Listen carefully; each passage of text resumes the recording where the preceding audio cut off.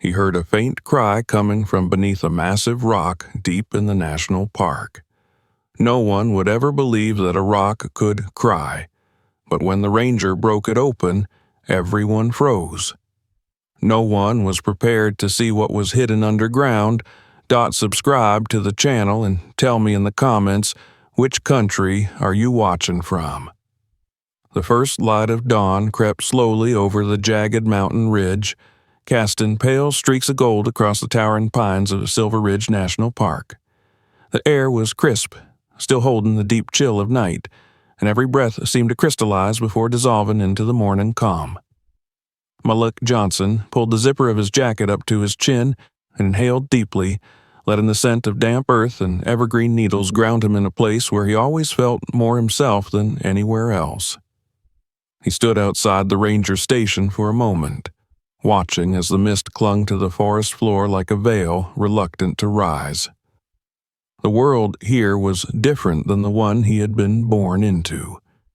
Here, nobody judged him by the color of his skin, his past, or the part of town he came from. Here, the forest treated everyone equally. Malik had come a long way from his childhood in the heart of the city, where the closest thing to nature was the scraggly tree that grew stubbornly through a crack in the concrete outside his apartment building. Growing up, he had learned early that survival meant staying alert, reading people, knowing when to speak and when to disappear. He saw neighbors scared of the very police meant to protect them. He learned that sometimes the system failed people like him, and if you wanted justice, you had to reach for it yourself. Those lessons had shaped him, had given him an unshakable resolve. He would be someone who did not look away when others needed help. It still surprised him sometimes that he had become a park ranger. Many of his teachers would have never guessed the quiet boy in the back of the classroom, the one who rarely smiled and vanished into the background, would someday spend his days among mountains and trees instead of streetlights and traffic. But something inside him changed the first time he stepped into a state park as a teenager during an outreach program. For the first time in his life, he felt small and safe. The wind whispering through branches sounded like freedom. That moment planted a seed that would grow stronger with time, guiding him away from concrete alleyways and toward open trails. Now, years later, he was one of the few black rangers patrolling thousands of wild acres. He took pride in it.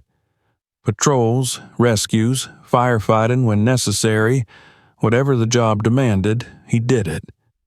But more than anything else, he protected this place. He believed the forest had a voice of its own, subtle and wise, and if you listened carefully enough, it would tell you everything you needed to know. His boots pressed into the dewy dirt path as he began his morning patrol. A thermos of coffee warmed one of his hands, while his other rested near the handheld radio clipped to his vest. The trees towered above him like silent guardians as he followed the narrow winding trail deeper into the woods. The morning was perfectly ordinary, calm in the way only early hours could be, when the world hadn't yet decided what to be. Birds flitted above, a squirrel darted across his path, and a distant woodpecker tapped out a rhythmic greeting. Malik checked trail markers, made notes about minor maintenance tasks, and nodded quietly to the peace around him. He had walked this trail countless times. It rarely saw visitors, mostly because tourists preferred the well-photographed parts of the park instead of these remote, shadowed paths near the mountainside. Still, he enjoyed the quiet. It gave him time to think without the constant hum of the station radio or the chatter of hikers asking directions. But then, something changed. It was subtle at first. The woodpecker's tapping faded. The bird calls diminished one by one until there was nothing left but the soft crunch of his boots on soil. Even the wind seemed to pause as though the forest had taken a long breath and forgotten to release it. Moloch slowed his pace, brows tightening. A still forest was never a good sign. Predators sometimes caused animals to silence themselves, but there was no rustling of underbrush, no snapping of branches, no signs of a large animal nearby. He stopped completely. The world around him was motionless, suspended. He frowned, turning his head slightly to listen harder. Something in the air felt wrong. He couldn't explain it, but his instincts prickled like static beneath his skin. His heartbeat echoed too loudly in his own ears. He waited for a sign, any sound that would break the eerie tension cloaking the trees. Then it came. So faint that at first he thought he imagined it, a soft, wavering whimper. His mind tried to rationalize what he heard: the wind, an animal caught in brush, the branch of a tree rubbing against another. No, none of those possibilities matched the fragile desperation in that sound. It was unmistakably a cry, small, muffled, almost lost in the ground itself. Moloch froze. A child? Out here? He held his breath, head tilted to pinpoint the direction. As he took a slow step forward, the sound came again, barely audible, a fragile thread of sorrow woven into the silence. His heart clenched. There was no logical reason for an infant to be in the depths of this park, but logic didn't matter. Someone, or something, needed him. He marked his location on his GPS with shaking fingers. The urgency in that tiny cry pulled him forward as he stepped off the established trail and into thick underbrush. The brambles clawed at his uniform, low branches tugged at his jacket, but he pushed through. The cry wavered and faltered, growing even weaker. A spike of panic shot through him. He moved faster. As he climbed a slight incline, the forest opened into a quiet clearing. The morning sun filtered through the trees in thin beams, illuminating spots of moss that glowed an almost unnatural green. And there, in the center of the clearing, lay a massive boulder. It looked ancient, like a fallen fragment of the mountain itself, rough, domed, and covered in dark moss and tangled roots. It seemed oddly out of place, as though someone or something had dragged it there. Moloch stepped closer, heart hammering against his ribs. The instant he approached, the tiny cry sounded again, from below the rock. His breath caught, beneath it. The sound came from beneath the ground. He crouched, running his hand over the edges of the boulder. The moss was torn in places, soil around the base darker and looser than it should have been. Someone had disturbed this earth recently, dug into it, buried something under it. And that something was still alive. He pressed his palm against the cool stone, feeling dread ripple through him. This wasn't a hiker accident. This wasn't a lost animal. Someone had intentionally hidden a living being under a rock that weighed more than a car.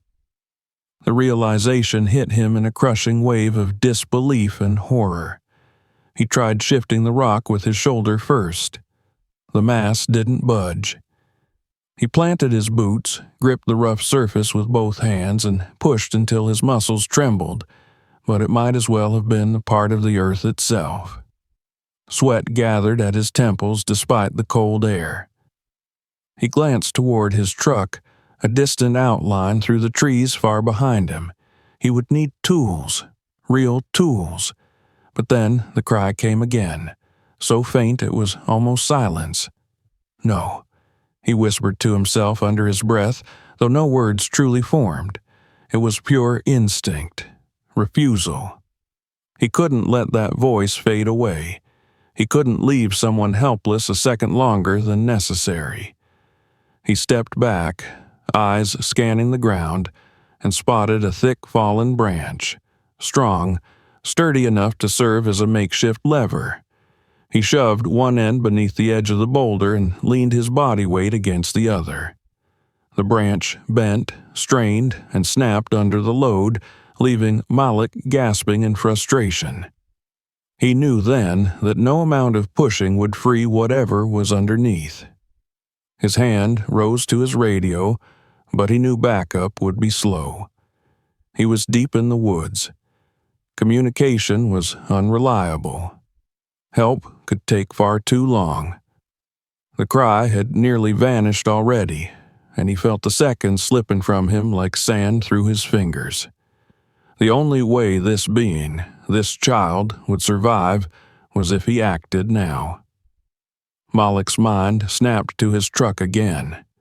In the back of it, stored for clearing fallen branches or breaking ice when necessary, was a heavy iron pry bar.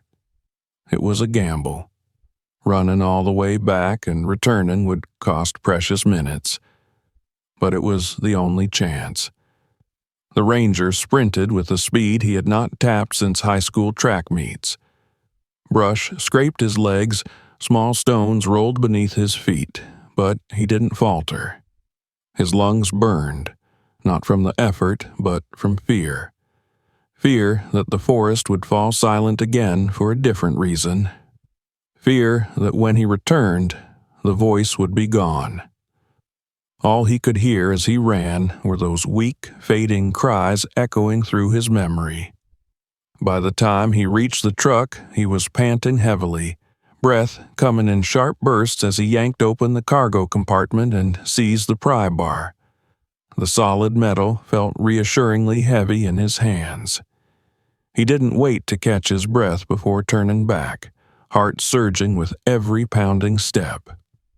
When he reached the clearing again, he fell to his knees beside the stone, muscles trembling as he wedged the metal beneath its base.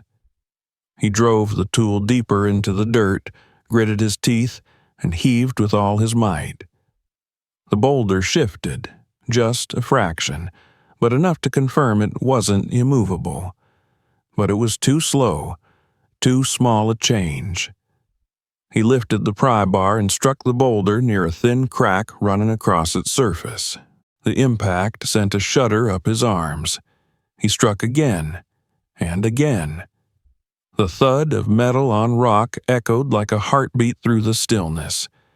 His breath ragged, sweat dripping down his brow, he continued until hairline fractures spread across the stone like veins of lightning. He swung with renewed vigor, a desperate rhythm fueled by pure refusal to give up. A final strike rang out sharply, then silence, followed by a groaning creak as part of the boulder split away and collapsed beside him in a shower of dust and moss. The cry came again, faint but undeniable. Malik dropped the bar and clawed at the loosened earth with his bare hands. Dirt packed beneath his fingernails as he tore through the soft soil. His heart felt too big for his chest, pounding with terror and hope tangled together. Each inch he cleared made the sound more real, more urgent. Finally, his fingers brushed against something soft. Fabric. He dug faster, revealing a filthy, water-soaked bundle no larger than a loaf of bread. His hands shook as he pulled it free, soil falling away from the edges. The fabric twitched, just the slightest movement, and his breath caught painfully in his throat. He peeled it open carefully. Mud smeared across his gloves as he lifted the corner of the cloth. What he saw rooted him to the spot, knees nearly buckling. A baby, a newborn child, trembling weakly, face pale beneath a mask of dirt. Tiny lips quivered faintly, releasing another fragile sound. Malik's chest tightened so hard he could barely breathe. Someone had buried this child alive beneath a rock. Someone had decided this tiny human did not deserve to live. His hands shook with fury and fear as he cradled the bundle against his chest, feeling the fragile warmth it still held. The baby's breaths, thin, unsteady, were like shreds of hope struggling not to vanish. Malik swallowed hard, forcing himself to focus. He had found the cries before they stopped. He couldn't lose them now. The forest remained silent, but not the haunting silence from before. This silence now felt like reverence, like the woods themselves waited, watching, holding their breath as Malik fought for the smallest life he had ever held. He wrapped the child in his jacket, shielding the frail body from the cold morning air. One hand pressed gently against the infant's back, urging each tiny breath onward, while his other scrambled for the radio. His voice came out uneven, thick with adrenaline as he called for immediate medical response. The signal crackled, broke, returned. Voices answered, directions exchanged. Help was coming. But minutes, even seconds, could mean everything. Malik lowered himself to sit, back pressed to the broken edge of the massive stone. The infant whimpered against his chest, a fragile flame in a world that had tried to snuff it out. Malik rocked slightly, instinctively, though he barely realized he was doing it. He focused on keeping the tiny child warm, alive here. As the growing light of morning stretched across the forest floor, Malik glanced again at the rocks, the torn soil, the remnants of the burial. This wasn't an accident. This was a secret someone wanted erased. And if he had arrived just a little later, that secret would have stayed buried forever. But he was here. He had heard. He had listened when silence warned him something was wrong. The first distant wail of a siren drifted through the trees, breaking the tense stillness. Relief washed over him as fierce as the panic that had driven him moments earlier. Help was arriving. The child had a chance. Malik looked down at the tiny human cradled in his arms. The baby's breaths, though still weak, came with just a little more strength now. He felt something swell inside him, something heavy and powerful and terrifying, responsibility. He didn't know who had done this or why, but he knew one thing with absolute certainty. This forest had called him here. And he had answered. What he uncovered beneath that ancient stone would change his life forever. The ambulance lights flickered through the trees like restless ghosts as they wound their way back down the narrow service path. Malik stood alone now, long after the paramedics and officers had left the clearing. The weight of the moment lingered on his shoulders like a wet cloak, heavy, cold, and unshakable. The child had been taken to the hospital, where real professionals could keep her alive, but Malik's heart still raced violently in his chest, as if it hadn't yet accepted that he no longer needed to fight for each of the infant's fragile breaths. He stared down at the crumbled stone fragments around his boots, the pieces of the once mighty boulder scattered as if it had been broken by something far more powerful than steel or strength. Its destruction stood as evidence of desperation and instinct. He had refused to walk away, and because of that stubbornness, a life had been pulled back from the edge of death. The morning sun climbed higher, burning the last streaks of fog away and illuminating the clearing more clearly than before. The moss that once blanketed the boulder's curved surface now lay ripped, shredded, and smeared with dirt. Malik crouched and pressed his palm into the disturbed earth, letting it sift loosely through his fingers. The soil was too soft, too recently turned. Someone had dug here not hours ago, but within the last day, maybe even just last night. The baby had not been underground long enough to suffocate, but long enough that every second mattered. He closed his eyes, imagining what must have happened here. A pair of hands, trembling irresolute, shoveling dirt in the quiet darkness. Hastily placing the child beneath the boulder's shelter, not caring whether she lived or died. Someone had come here with purpose, calculated, planned, because burying a baby beneath a rock so heavy it would take specialized tools to break was not an act of panic. It was a sentence. A burial with no marker and no chance of discovery, unless fate interfered, or unless a ranger happened to walk by at just the right moment and listen to the silence long enough to hear what hid beneath it. Malik opened his eyes and stood, brushing the soil from his hands with a rough swipe. His legs still trembled with adrenaline, and the muscles in his arms ached fiercely from the brutal effort of breaking that stone. It didn't matter. The only thing he cared about now was understanding what had happened. Hospitals would handle the baby's immediate survival, but he knew that where there was a victim, there was a perpetrator. This wasn't a lost child. This was a crime. He retrieved the pry bar he had thrown aside and inspected the broken stone again. This time, not in frantic urgency, but with the trained eye of a ranger who had investigated dozens of illegal camps, wildlife killings, and disappearances. The broken edge of the boulder revealed lighter, fresh rock beneath the matted green surface. That lighter shade told him the stone had split completely today by his own blows, yet the scratches along its edges were older, thinner, deliberate. Somebody had tried to move it, and when they failed, they had decided to bury their secret beneath it instead. There were grooves where tools had slipped, where a lever had strained and failed. Whoever did this had been determined. He stepped away, scanning the ground around the clearing. The soft dirt held footprints, at least 2 different sizes. One larger, possibly a man's. One smaller, the steps shallower but equally fresh. The spacing suggested haste, a rush to finish before someone returned. He knelt again, pulling his camera from his belt and snapping photo after photo, documenting every imprint, every detail. The sun was rising fast. If he didn't preserve these signs now, a single gust of wind or wandering deer could erase them forever. While he worked, his radio crackled to life.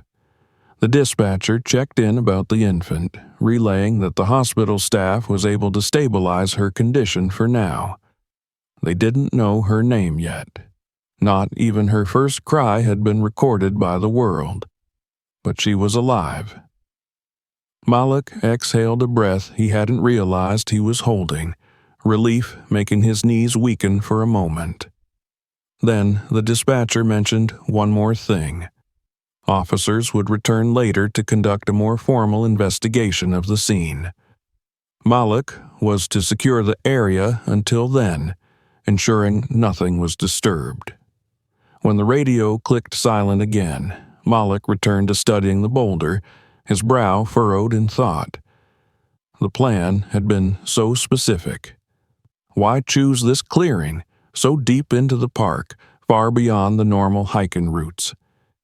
He paced slowly around the stone, trying to see the location through a criminal's eyes. Maybe they knew this place. Someone familiar with the park would choose ground where rangers rarely patrolled at night.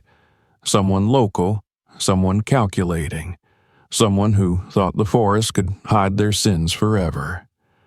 But something had gone wrong. The baby had been left alive, concealed but breathing.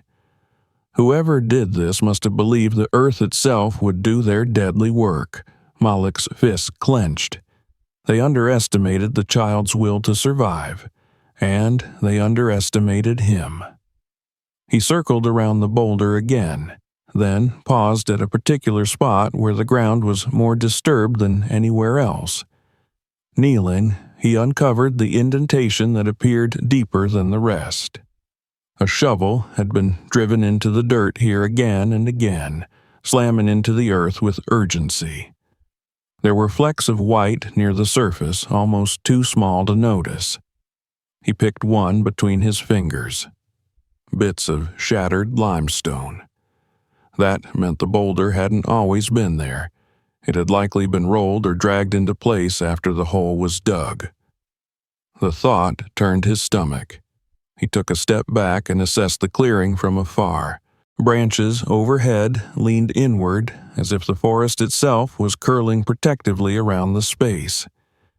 He imagined how still the night must have been when the perpetrators executed their plan. How the trees might have watched silently as the ground swallowed a newborn. The realization that someone chose this place not to abandon, but to bury, sent a chill deeper into Malik's bones than any winter draft could manage. He photographed the area again, then knelt once more, his hand resting where the hole had been. The dirt remained slightly warm from the infant's presence, or perhaps it was only his imagination, the warmth of life that refused to be extinguished. He wondered if the baby had made any noise while they buried her. He wondered whether the hands that covered her in dirt hesitated even once. He hoped they did, because that would mean at least a shred of humanity had been left behind in the darkness. But the harsh truth whispered back that they probably hadn't hesitated at all. Hours passed. The sun moved higher.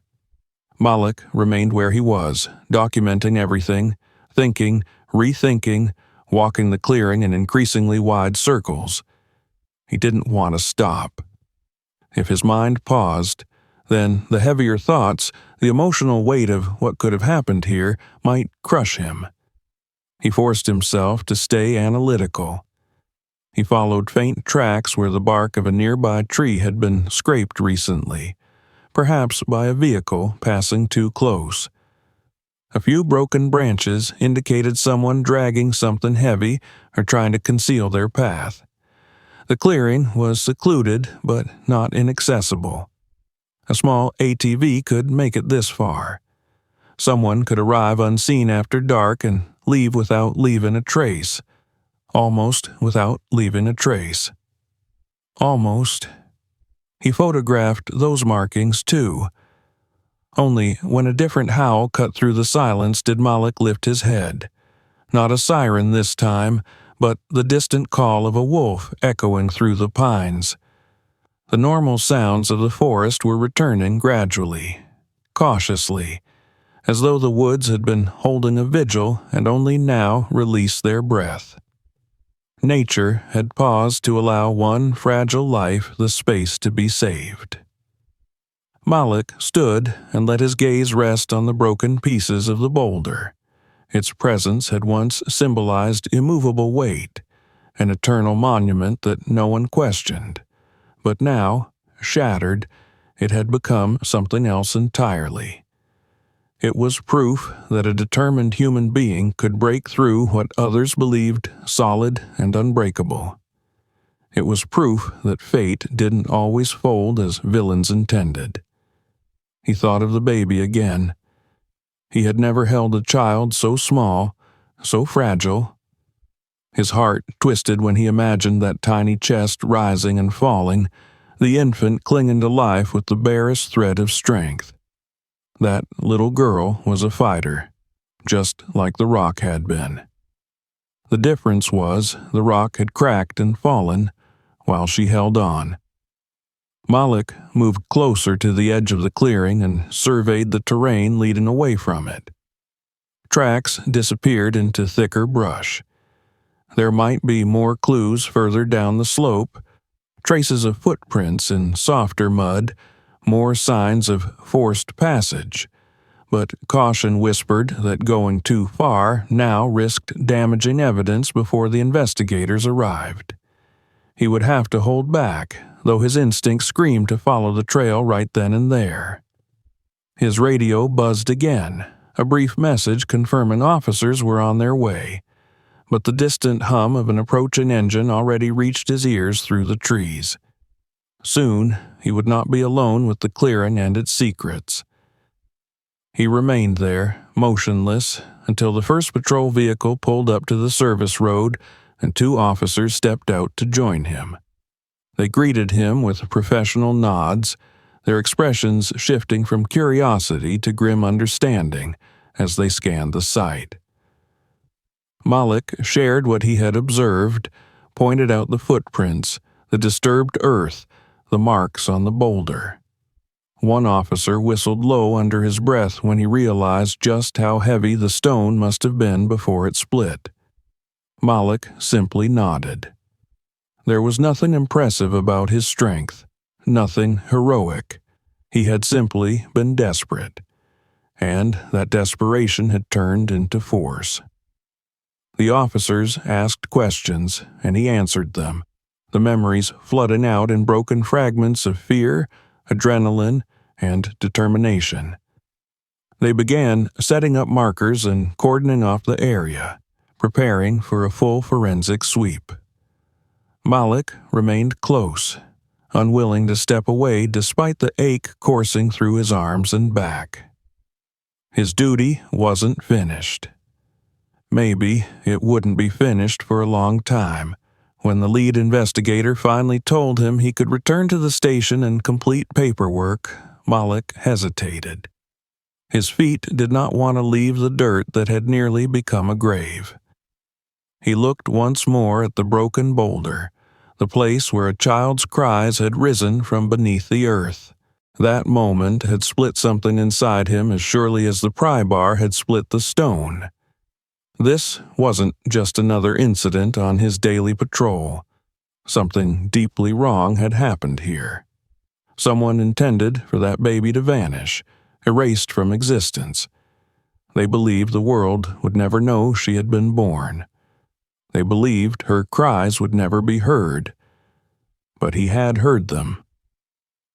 As he began the long walk back to his vehicle, a new silence settled over the forest. It wasn't the unnatural stillness from earlier, heavy with dread and hidden suffering. This silence carried a different weight, a promise. The forest seemed to murmur beneath the breeze, watching him, acknowledging what had happened. Malik felt its gaze like an ancient presence.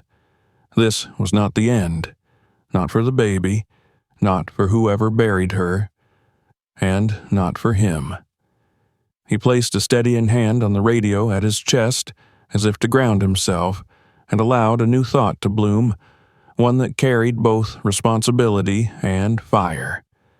He would find out who had done this.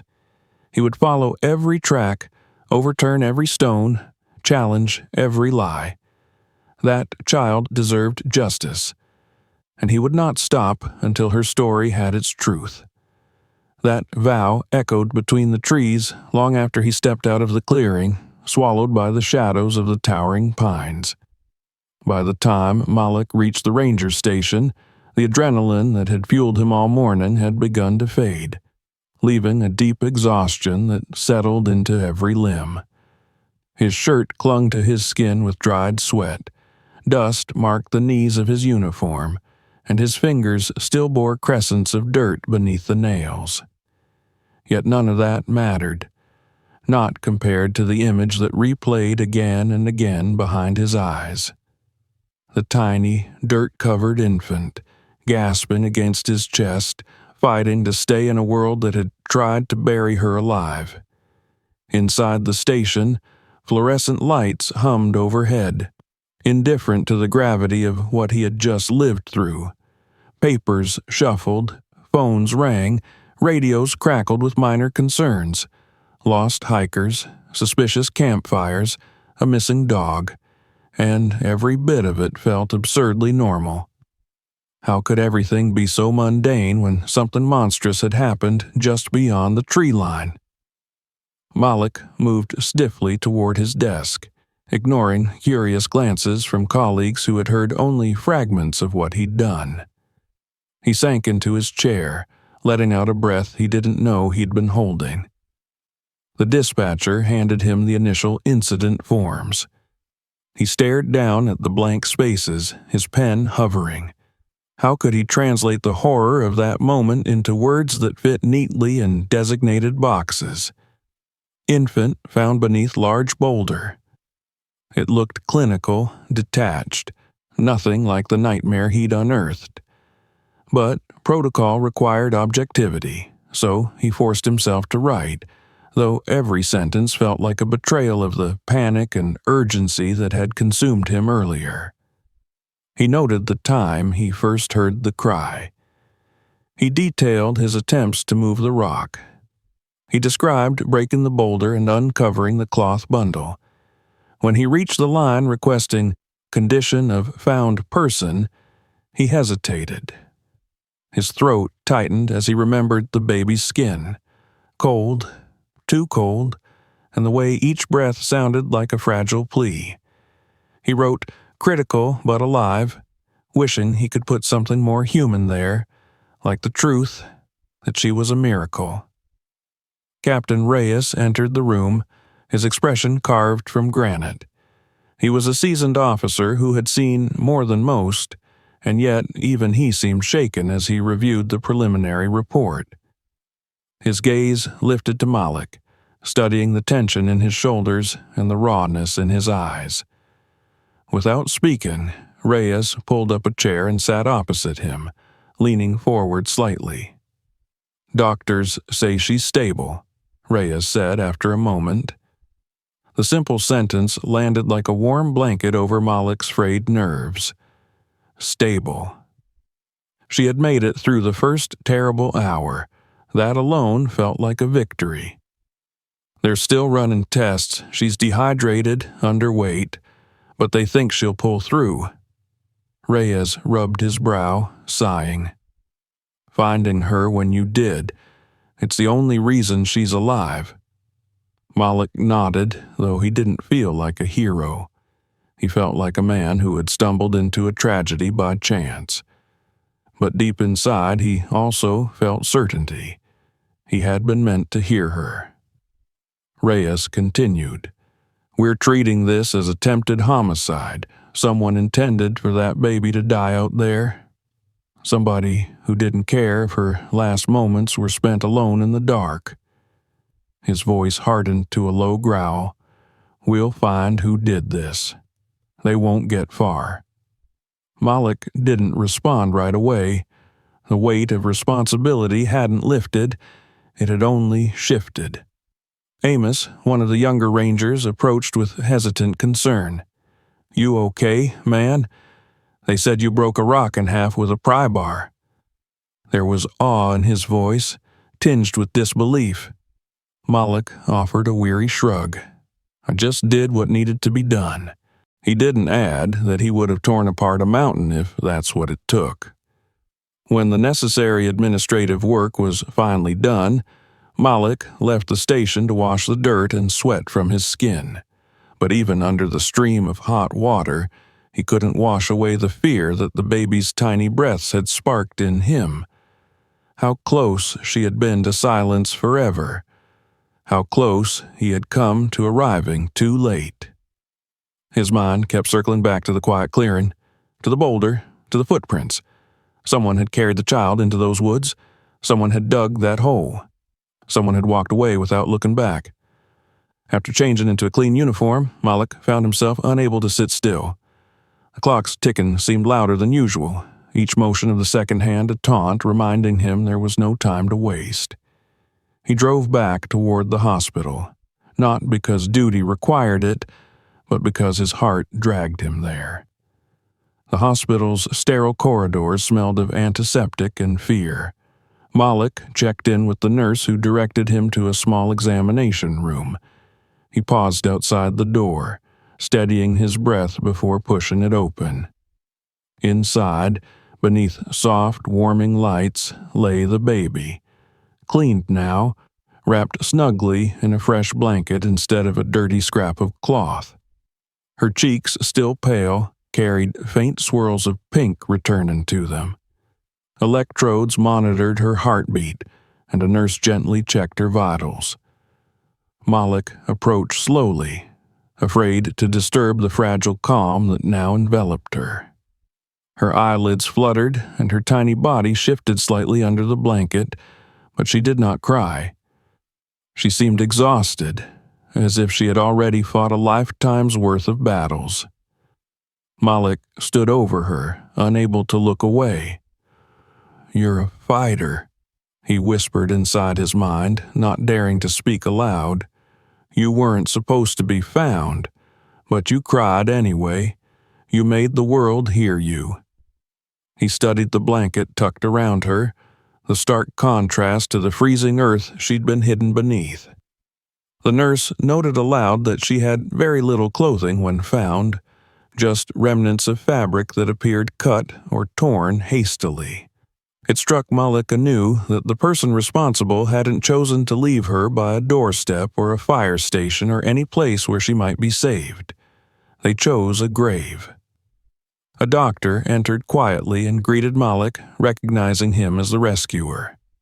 The gratitude in the doctor's tone made Malik shift uncomfortably. He didn't want thanks. He wanted answers. "Has anyone come forward?" he asked. The doctor's expression darkened. "No, and that worries us. A parent who leaves a child out of desperation usually regrets it quickly. They reach out, but in this case," he paused, "this was meant to be permanent." Malik felt his jaw clench. He looked once more at the infant's face, memorizing the shape of her nose, the fragile curve of her fingers. Whoever she belonged to had forfeited the right to call themselves family. She wasn't discarded. She was targeted. He stepped back, one last look anchoring itself in his heart before he exited the room. He promised silently that he would return, that she wouldn't face this world alone. Later, back in his truck, he remained parked far longer than necessary, his hands gripping the steering wheel. He wasn't sure what to do with the storm inside him. Rage simmered, thick and choking, but also there was something gentler, a protective pull he couldn't ignore. He didn't know her name, didn't know why she'd been condemned, but he already cared more than he understood. He returned to the station and reviewed the photographs he had taken. Multiple sets of footprints, a dragged mark, disturbed brush. He traced every detail, committing it all to memory. The investigation team would process the scene, yes, but this was personal now. He wouldn't merely file a report and move on. As evening drew near, Officer Halford stopped by Malik's desk. "Forensics found tire impressions," he said quietly. "Maybe an ATV. Could give us a make and model once casts are done. Progress, a thread to pull."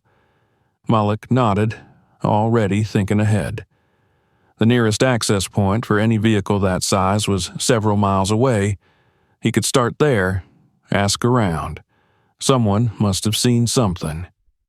Night had begun to settle outside the station windows, shadows stretching long across the floor. He should have gone home, should have rested. Instead, he gathered his keys again. Before he left, Reyes caught his arm. "We'll handle this, Johnson. You did your part." Malik shook his head slowly. "My part isn't finished yet." Reyes studied him for a long moment, then released him with a resigned nod. "Be careful. You're too close to this." "Someone should be close to it," Malik replied before walking out. The woods greeted him with the same towering silence as before, but now he understood it differently. It was not emptiness, it was memory. The trees remembered what had been done under their branches. The earth still held the imprint of a terrible decision, and Malik would not let the forest forget. He retraced the route vehicles might have taken, kneeling to examine the ruts that cut into the dirt. One set matched the fresh impressions found earlier. He followed them into the undergrowth, mentally marking each bend and turn. He pushed through vines and stepped carefully over patches of disturbed soil. Every sign he found fed his determination. The moon was rising by the time he reached the steep incline where the tracks faded. It was dark now, and instinct urged caution, but his resolve outweighed his fear. This was no longer just a crime scene. This was a promise. Someone had tried to erase a life, and Malik had intervened. That intervention wasn't just a moment.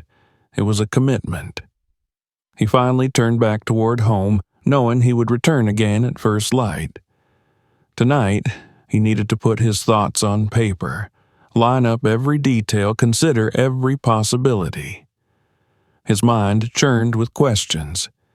Who was that baby? Who wanted her gone? And how far would they go to make sure no one knew she existed? At his apartment, he moved through the rooms mechanically, barely noticing anything around him. He sat on the edge of his bed and stared at his hands, still raw in places where rock had bitten skin.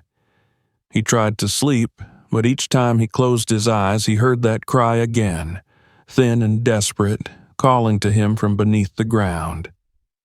It was the sound of a life refusing to end. Malik turned onto his side, eyes open, heart awake, mind locked onto the same truth that had guided him through the forest.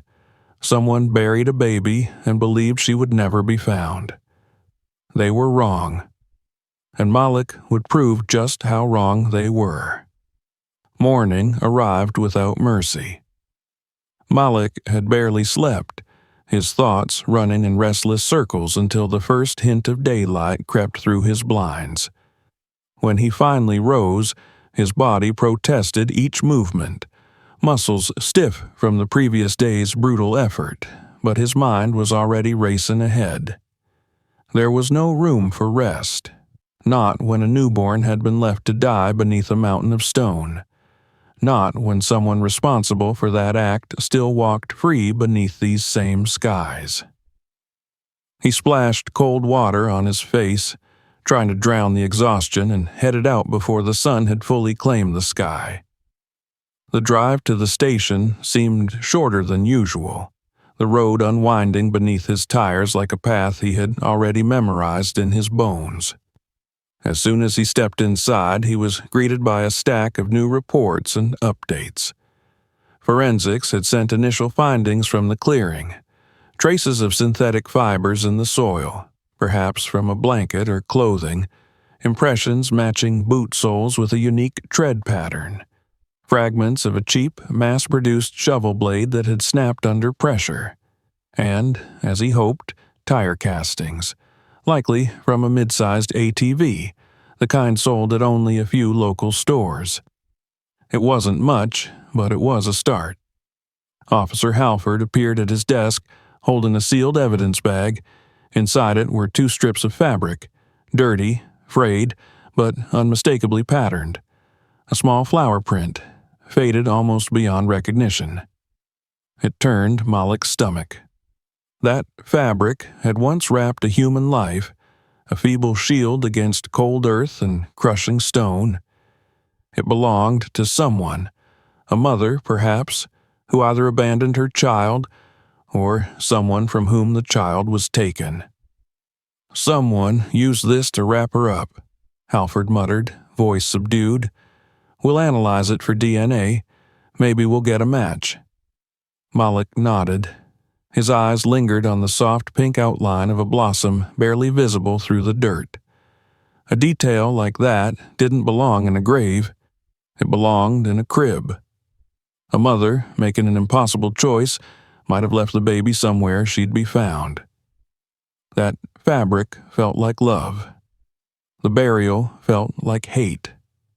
Those two truths could not coexist without someone's heart having been broken, or severed entirely. Throughout the morning, officers filed through to take their turns at the scene, photographing, measuring, marking every inch of disturbed earth. Malik joined them for a few hours, helping secure the area, and offering insights only someone who found the child could provide. He pointed to the direction from which he believed the perpetrators had approached. He explained how the silence of the forest had first alerted him to something wrong. Every detail mattered. It wasn't long before rumors began to circulate, hushed whispers in corners of the station. A baby buried alive. No missing child reported. No distraught parents calling hospitals. A crime so cruel it didn't seem real. And yet, the evidence lay stark and undeniable in evidence bags back at the lab. Malik heard snippets of speculation, voices strained with fear or disgust. What kind of monster does that? Maybe someone from those compounds out near the ridge, You know what people say about them. Heard there's trouble with meth labs again. Could be gang-related. That family on the edge of town, the Hardens, they've always been odd. Malik listened but didn't engage in gossip. He held on to facts. He reviewed maps and routes, thinking through every hidden access point in the forest. If someone wanted secrecy, they would use the old maintenance paths, the ones not posted on tourist maps. Only locals knew them. Only hunters and loggers used them, and only someone determined to make a child vanish would choose the most remote one. Later that day, he returned to the hospital. He told himself he was only checking on the baby's condition, updating his own notes. But when he reached her room, he realized he needed to see her. She lay peacefully beneath a warming lamp, heartbeat monitored steadily, small fingers curled softly near her cheeks. Malik felt something loosen inside him when he saw her breathing without struggle. She looked less like a fragile creature clinging to life and more like a survivor, a testament to impossible resilience. A nurse approached quietly. "She hasn't cried since we stabilized her," she whispered. "She seems calm, exhausted, but safe now." Safe. Malik tasted the word, but couldn't fully believe it. Safety was not granted by a hospital bed. Safety came only when threats were removed. And the threat that buried her was still out there. He studied the baby's features, looking for clues. She had caramel-toned skin, darker at the knuckles and cheeks, soft black wisps of hair curled against her scalp. The possibilities narrowed in his mind. A child like her in a nearly all-white rural region would be noticeable. Someone would know. But there were fewer residents of color near the valley. Families kept to themselves. Communities were tight, but outsiders, including people of Malik's complexion, were still scrutinized more than welcomed, which meant if she was born nearby, the mother might have faced judgment, fear, pressure, or worse. As he drove back through town, he made a detour. The grocery store, a gas station, a diner. He asked casually if anyone had seen a pregnant woman recently, someone who perhaps suddenly wasn't anymore. Most shrugged. A few offered possibilities, vague and unsure. One elderly cashier pursed her lips before offering a name, the same that Malik had overheard at the station. "The Harden girl," she muttered. "Brittany. She disappeared from school a few months ago. Folks said she was sent away to live with an aunt, but others said she was in trouble. Hardens don't like anyone poking their nose around their business." The warning in her voice was unmissable. The Hardens lived near the woods, near the ridge, near access roads used by hunters, a lead, finally, a path with direction. Before following it, he returned briefly to the station to inform Captain Reyes. Reyes frowned deeply. "We can't jump to conclusions because of rumors," he warned. "We investigate based on facts. We get a warrant before stepping foot on someone's property. We do this right." Malik understood. He nodded, but patience felt like a burden, and every second waiting was a second the guilty got farther away. That night, he couldn't calm the churn inside his head. The threat had grown teeth. Someone had acted with intention and without regret. His instincts whispered that whoever buried that child might already know she survived. They might know it was Malik who had saved her. Every moment after that discovery, he felt watched, not by the forest, but by human eyes lurking somewhere beyond the tree line. As he patrolled the quiet woods that evening, darkness settling heavy around him, Malik saw shadows he couldn't explain. In the corner of his vision, a figure moved quickly between trunks. When he turned, there was nothing. He paused, heart thudding, scanning the brush. Branches shifted slightly, though there was no wind. He stepped forward, flashlight cutting a beam through the black. A fresh footprint sank into the mud. Not his.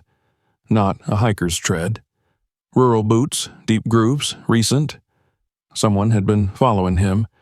His breath caught, not from fear, but from confirmation. He wasn't imagining this. He wasn't alone. When he returned home hours later, he found his mailbox open and a single scrap of paper inside. No signature. Just a message scrawled in rough, almost gouged lettering. Keep quiet or you'll join her. His pulse slowed to a cold, furious calm. Someone thought fear would silence him. Someone believed he would walk away. They didn't understand who Malik had become. They didn't understand what kind of fire had ignited inside him the moment he heard that baby's first broken cry. He folded the note carefully and slid it into his jacket pocket. Then he stepped outside again, eyes narrowing thoughtfully toward the darkness. He would not be intimidated. He would not retreat. That child had survived a grave. He would ensure she survived everything that followed. The investigation that opened with a whisper beneath a stone was now roaring like thunder in his mind. Questions tangled into knots that he was determined to unravel. Why was she buried alive? Who wanted her gone so desperately? And what kind of truth was so dangerous that someone had to silence even a newborn? Malik stared out into the night, jaw set, fists clenched. This forest had called him once. Now he was listening for its answers. Night lingered in the sky longer than usual, as though the darkness itself was reluctant to release its grip on the world.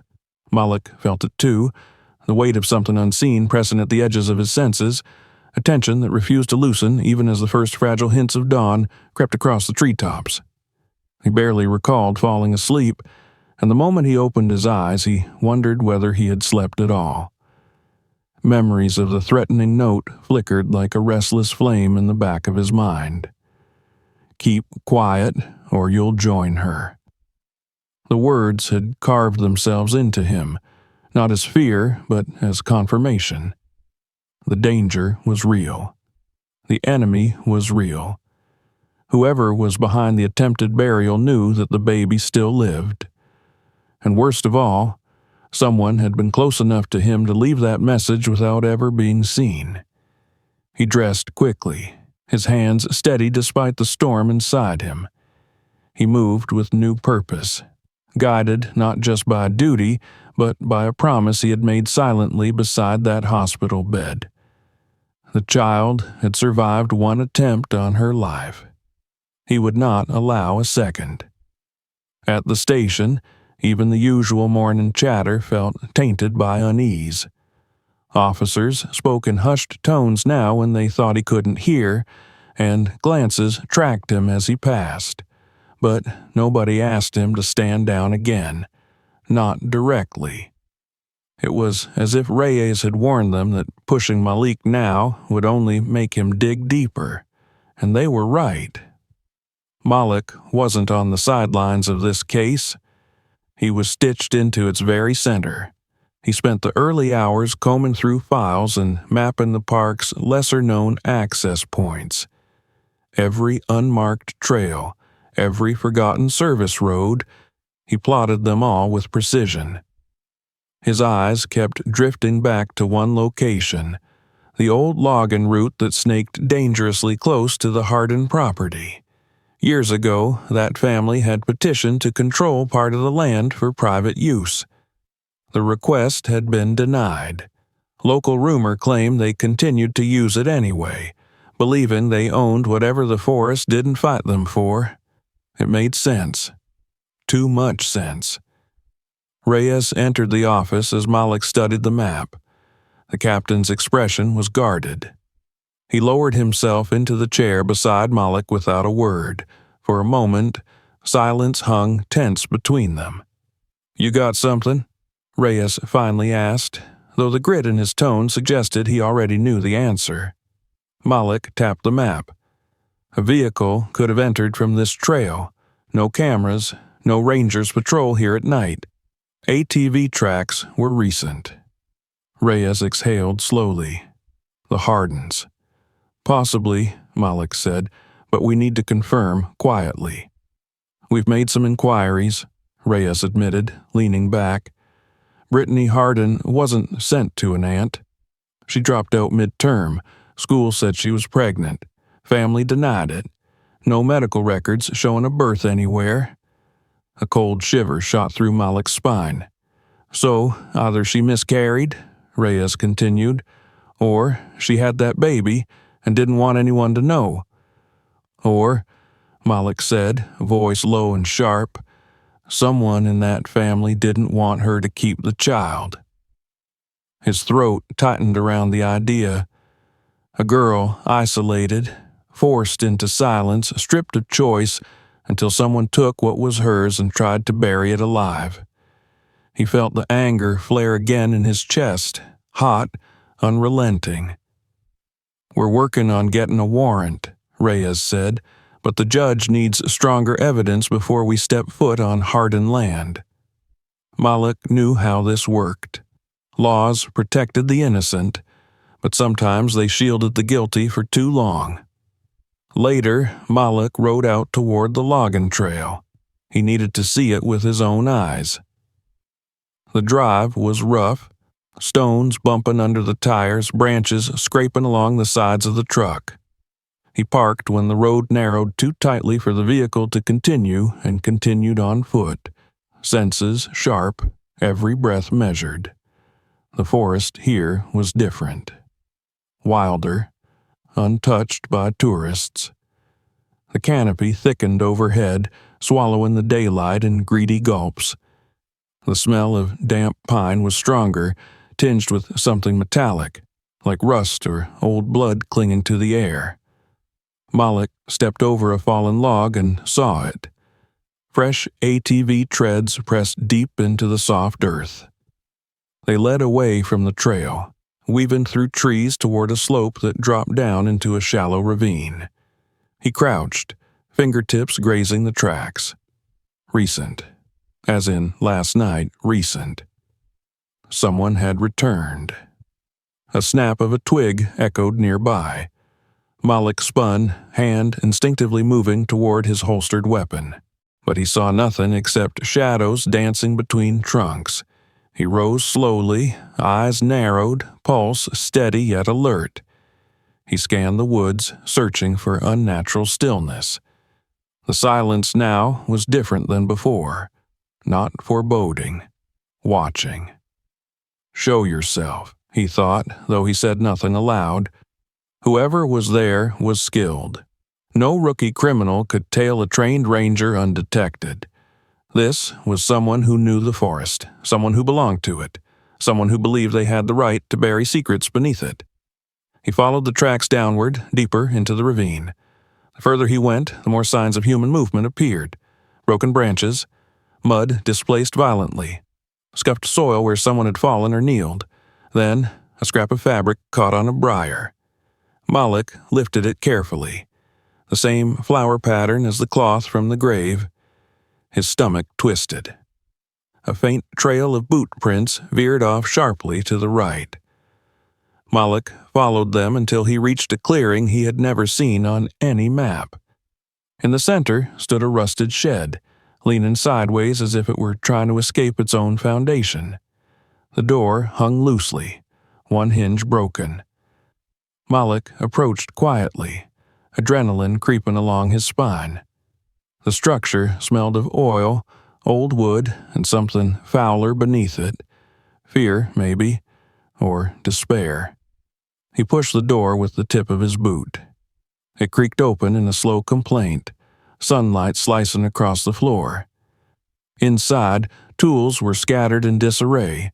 Shovels caked with dirt, rope coils, a gas can. Against one wall, a stack of cinder blocks. Against another, a metal chain. Every item here told a story Malik did not want to imagine. But what seized his attention was the small piece of cloth lying alone in the dirt. He knelt beside it. A baby's clothing, torn, stained. His jaw tightened until his teeth ached. A sound rustled behind him, light, quick. Malik spun, stepping out from the shed in a defensive stance. He searched the tree line, but again saw nothing. Whoever was out there was toying with him, testing him, measuring the threat he posed.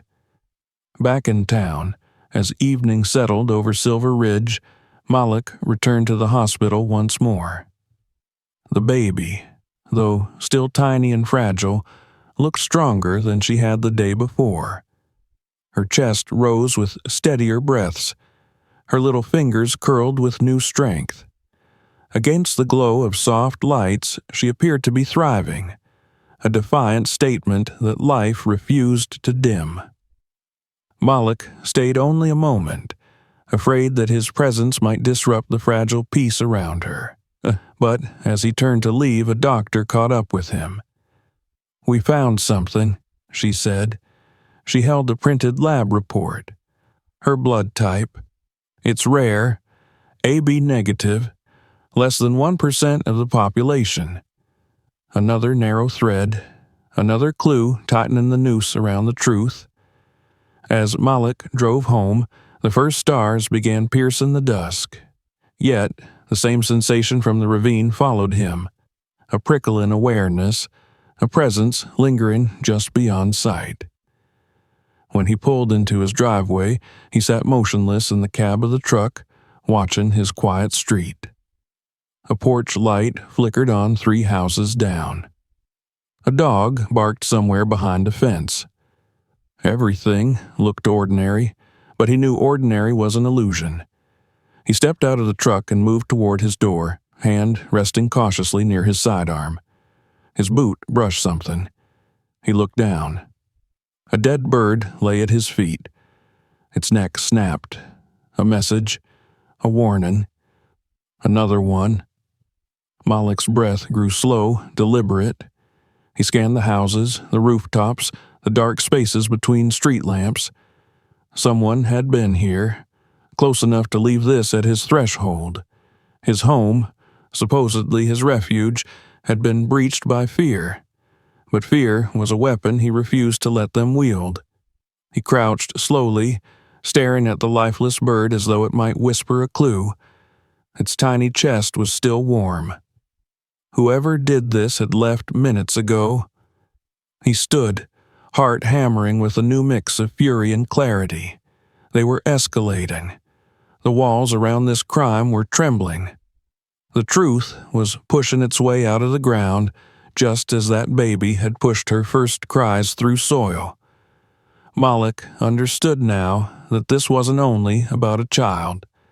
It was about power, the kind that hid in the shadows of small towns, unchallenged for generations. The kind of power that convinced itself it could bury anything, or anyone. Inside his house, Malik locked the door, drew every curtain shut, and sat at his dining table with the evidence he carried in his memory. A newborn with no name. A vanished girl. Boot prints and ATV tracks leading to a property known for trouble. A message meant to scare him away. Everything pointed toward one truth. He was getting close. Too close. Even so, Malik could not step back. Each threat only hardened his resolve more. The darkness stalking him would not get the last word. The forest had chosen him to hear a cry that the world almost missed. He would honor that call until every secret hidden beneath that heavy stone was dragged into the light. He turned the deadbolt once more. 3 locks now stood between him and the night outside. But safety wasn't a door that could be locked. It was a battle. And Malik was just beginning to fight. The threats continued. Every morning brought some new sign that those who had buried the newborn were watching him closely, waiting for him to make a mistake. A shattered lantern left in the middle of his porch. Deep scratches on the side of his truck that looked disturbingly like claw marks, but far too deliberate to be made by an animal. the headlights of an unknown car flashing in his window at 2 a.m. before disappearing into the night. Fear didn't creep into Malik's life. Fear stormed in with boots on, trying to shake him. But beneath all of that intimidation, fury now burned where fear once tried to grow. Malik had seen something in that child's tiny struggle for life that reminded him of his own past.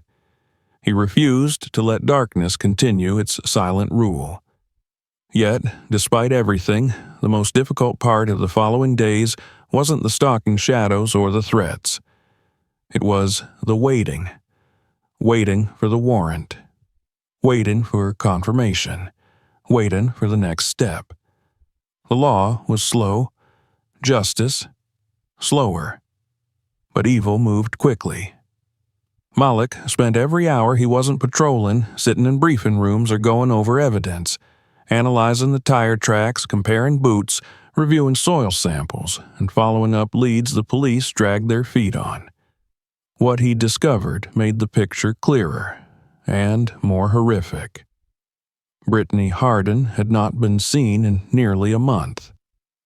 The Hardins' neighbors whispered quietly that they had heard shouting at night.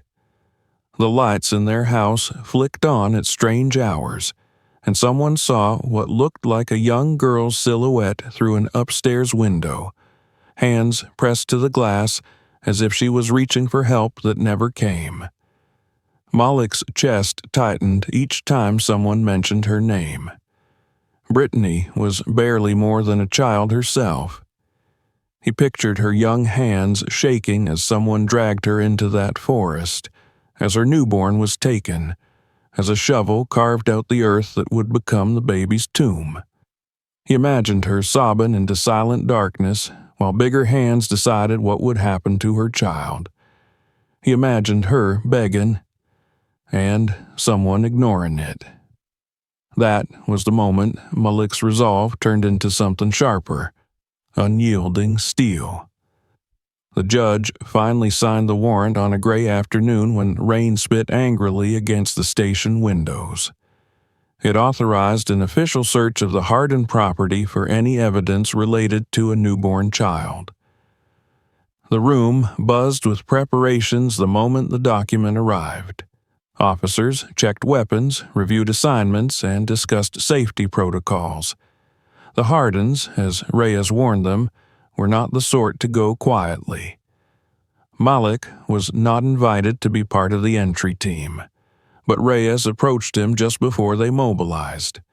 There was a long silence, tension stretching like tightrope wire between them. "I know you want to be there," Reyes said, voice low, "and I'm not saying you can't come, but I need you focused, Johnson. I need you calm. If this goes sideways, if guns come out, if someone gets hurt, we can't afford mistakes. Not today." Malik nodded slowly. He understood, but inside he felt like the storm had finally broken and nothing could restrain the wind. They drove in convoy, 3 marked patrol vehicles followed by 2 unmarked SUVs. Rain sheeted across the road like translucent curtains, blurring the world into streaks of gray and green.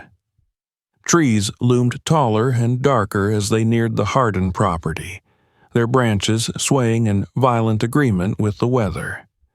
When they arrived at the entrance, 2 iron gates rusted by neglect, everything went silent. Even the rain seemed to muffle itself. Malik stepped out of his vehicle, boots sinking into wet ground. Ahead, the Hardin house stood like a rotting monument, peeling paint, boarded windows, roof sagging from years of weather and rage. A porch swing hung crookedly from a single chain, creaking in the relentless wind. Reyes raised a fist, signaling the final approach. "Sheriff's office," the lead officer called out as they neared the door. "We have a warrant to search the premises." Tension bristled in the air like static before a lightning strike. No answer came from inside. The officers exchanged glances, and the battering ram was called forward. In two powerful hits, the door splintered inward with a flash of splinters and a howl of hinges. They entered fast, clearing corners, weapons drawn. Malik followed behind Reyes, heart thundering. The smell that washed over them was decay, mildew, stale smoke, and something darker, something that made Malik's throat clench. Inside, the house looked ransacked, but not by police. Furniture overturned, cabinets hanging half open, walls with holes punched through them, as if someone had searched frantically for something or destroyed evidence in a desperate rush. In the kitchen, plates shattered on the floor, food left out to rot. A moldy baby bottle sat on the counter. Malik stared at it until his vision blurred.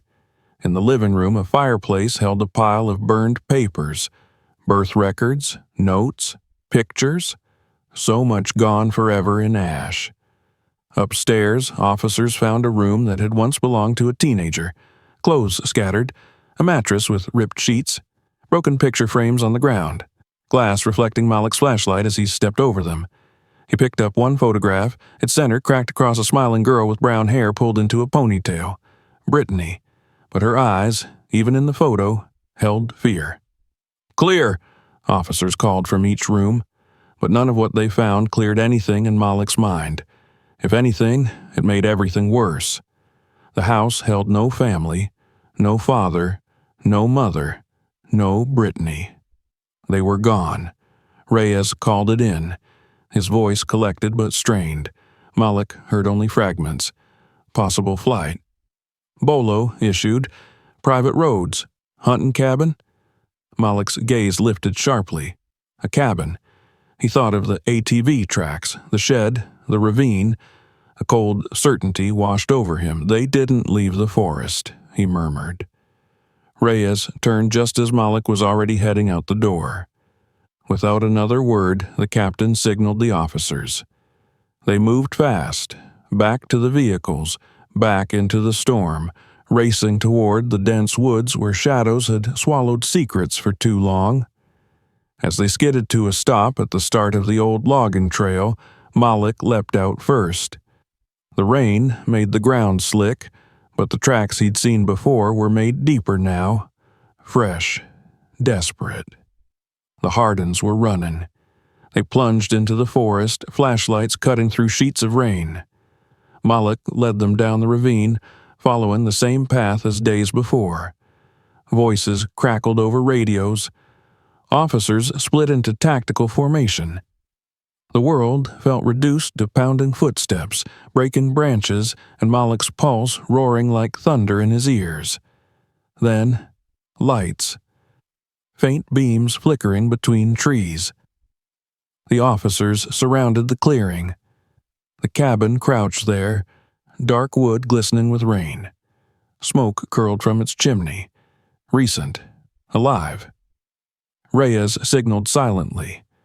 Officers tightened grips on guns. "Sheriff's office," he bellowed. "Anyone inside, come out with your hands where we can see them." A pause. A breath held by every tree. Then the door slammed open. A man burst out holding a shotgun. Time fractured into sharp pieces.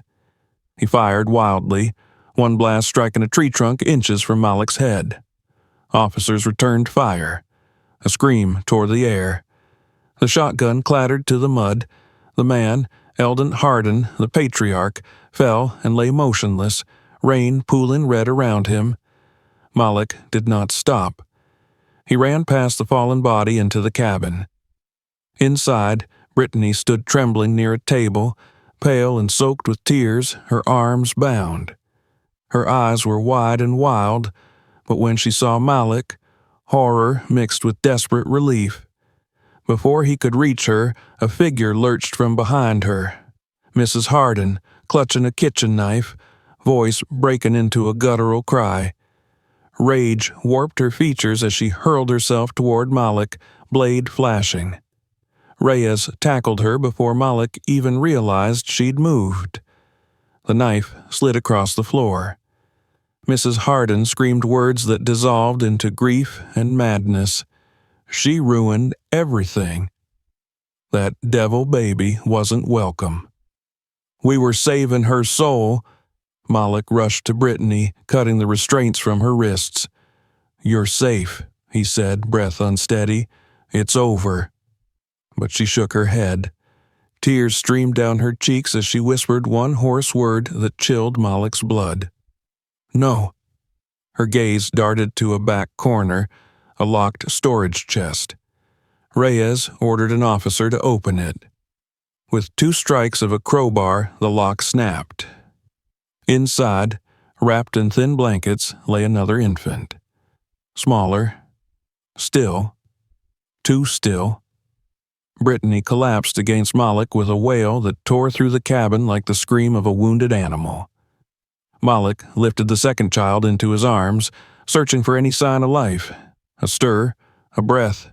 Weak, but present. Malik looked to Brittany, and in her face he saw every heartbreak the world had forced upon her. This was not just cruelty.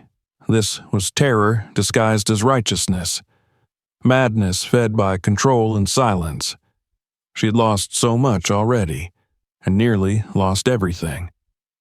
Medics rushed in, officers secured the scene. The storm outside raged harder as if the sky itself finally allowed its grief to fall. Hours passed. The Hardens were taken into custody, one bleeding and silent, the other screaming until her voice died. Brittany and both babies were transported to safety, guarded like treasure. Malik stood outside the hospital as dawn finally broke, the clouds parting just enough for light to spill over the world. He closed his eyes and let the warmth touch his face. He thought of the first child, the one whose tiny cries had risen from beneath the earth. She was recovering well, doctors now optimistic. She would live. He thought of the second child, rescued moments before becoming another secret in the dark. Alive, because someone finally listened. And he thought of Brittany, just a girl, but stronger than the hate that had tried to crush her. She would need years to heal, but she had survived. She too had chosen to live. Reyes approached quietly, resting a hand on Malik's shoulder. "You did it," he said. "No," Malik answered softly. "They did." "The babies?" Malik shook his head and looked toward the horizon where mist still clung to the edges of dawn. "The forest," he said. "It refused to keep their secrets any longer." For the first time in days, Malik breathed without feeling the weight of the world pressing against his ribs. The storm had passed. The sun rose stronger, shimmering through the leaves overhead. He knew dark things would always try to hide beneath the ground, buried under stone and silence. But as long as someone listened, truly listened, the forest would speak, and he would always be there to hear it. Here in the breaking light of a new morning, hope was not just possible, it was alive. Before you go, don't forget to hit subscribe, because stories like this are only the beginning. What happens next will shock you even more. Share this video with someone who needs to see it. And check out the next story right now. Trust me, you won't want to miss it.